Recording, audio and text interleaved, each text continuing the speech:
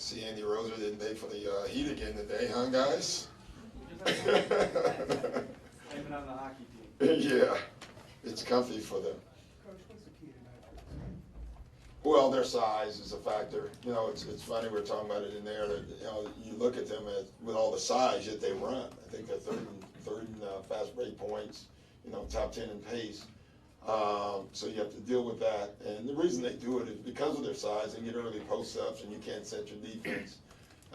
So that and rebounding, we have to do both. We have to take care of their transition, and with their size, we have to rebound the ball. Will Jamal play? Yeah. Will you start? No. What does You having can be the Jamal first to tweet it. What does having Jamal Crawford back mean for your team?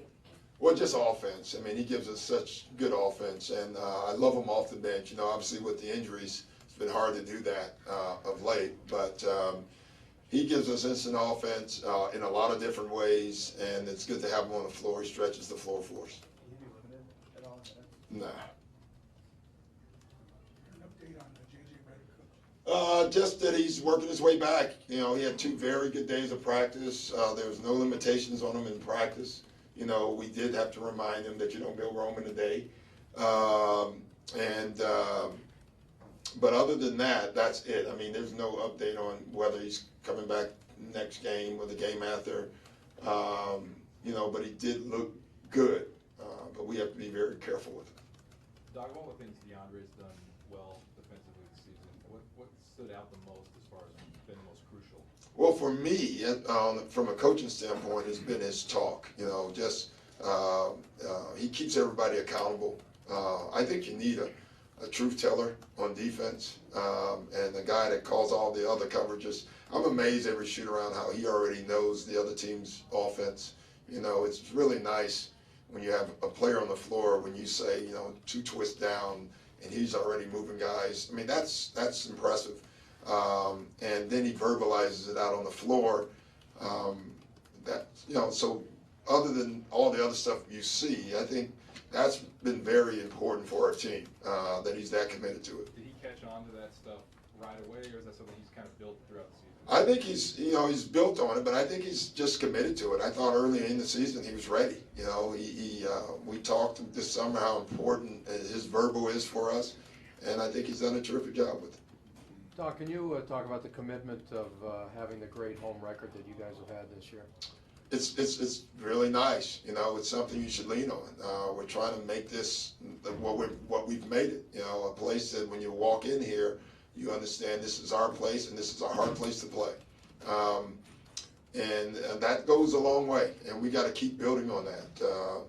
You know, I thought in Boston we did a good job of that, you know, reestablishing that place as that, and so we're trying to establish that here. And if we can do that, that's huge for us. Is that like an intimidation factor almost from the... Well, we have to win more for that to, you know, a regular season is not going to scare anybody.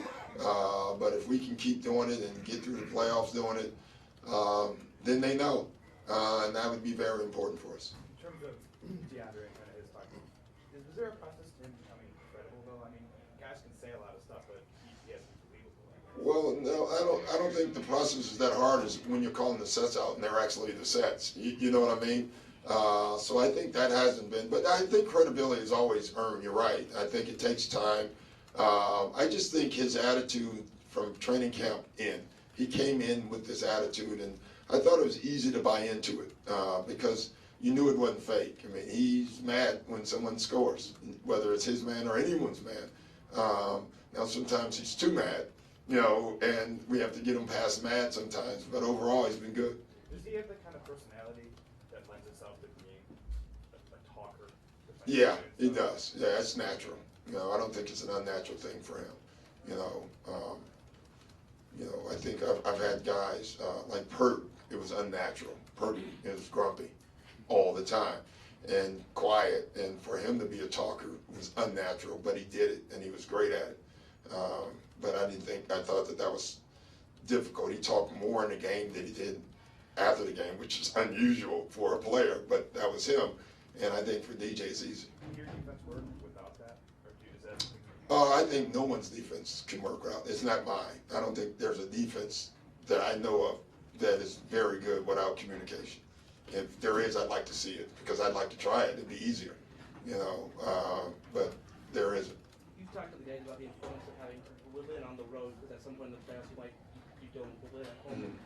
Have you turned a corner there? I mean, you guys have improved on the road, but We may have, I don't even think about it, because what doesn't matter right now, you know, we're gonna have to win on the road in the playoffs, bottom line. Whether we lose the rest of the games on the road this regular season, we're gonna have to go in somebody's building and win a big game on the road, and that's just it. So there's no preparation for that. There really isn't. You can win all your regular season road games. It still doesn't prepare you for it. You just got to go in and win on the road, and you got to know that going into it. And if you don't, then we'll be back home, and that's a fact.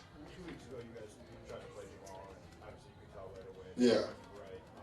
How important was it for him to get over that kind of mental roadblock? In terms of Yeah, I don't know, but I'm sure it was for him.